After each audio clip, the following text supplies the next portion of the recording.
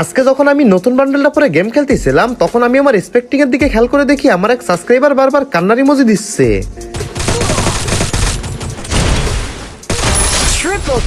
আবারও কান্নার ইমোজি দিচ্ছে।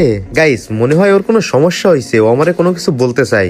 গাইস এখন আমার কাছে দেখি গ্রেনেড আছে কিনা।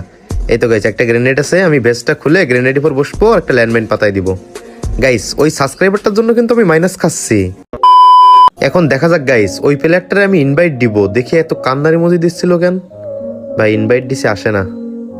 এই তো আইছে। ভাই আপনি আমার ইনভাইট দিয়েছেন, আমি জানি ভাই আপনি আমার উপর বিরক্ত হয়েছেন, কিন্তু প্লিজ ভাই আমাকে ফ্রেন্ড লিস্ট থেকে ডিলিট করেন না। আরে আমি তোমার উপর বিরক্ত হইব কেন? ভাই আমি আপনার খেলা দেখে বারবার কান্নার ইমোজি দেখে আপনার হয়তো রাগ হইছে, কিন্তু ভাই আমাকে প্লিজ ফ্রেন্ড লিস্ট থেকে ডিলিট করেন না, আমি আর খেলা দেখবো না।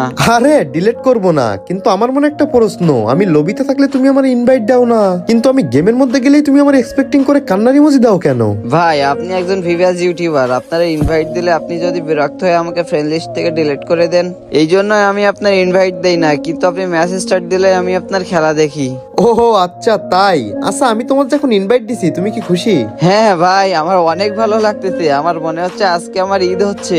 আচ্ছা যেহেতু তোমার ঈদই হচ্ছে, চলো তোমার ঈদের দিন আরেকটা উপহার দেওয়া যাক। বলো তুমি আমার কাছ থেকে কি চাও? ভাই প্লিজ একটা কথা বলবো, কিছু মনে করবেন না তো? আরে না বলো, তুমি যা চাও আজকে তোমাকে তাই দিব। ভাই আপনার পার্মানেন্ট যে গেটআপটা আছে না, ওইটা একটু পরাবেন প্লিজ ভাই, আমি একটা ভিডিও করব।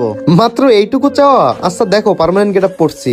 থ্যাংক ইউ ভাইয়া, থ্যাংক ইউ। দাঁড়ান দাঁড়ান ভাই, আমি একটা ভিডিও করে নেই। আচ্ছা ঠিক আছে, তোমার যতক্ষণ মন চাই তুমি ভিডিও করো, সমস্যা নাই। হ্যাঁ ভাইয়া হয়ে গেছে, আমি আমার এই ছোট্ট ভিডিওটা আমার স্কুলের সব বন্ধু বান্ধবরা দেখাবো।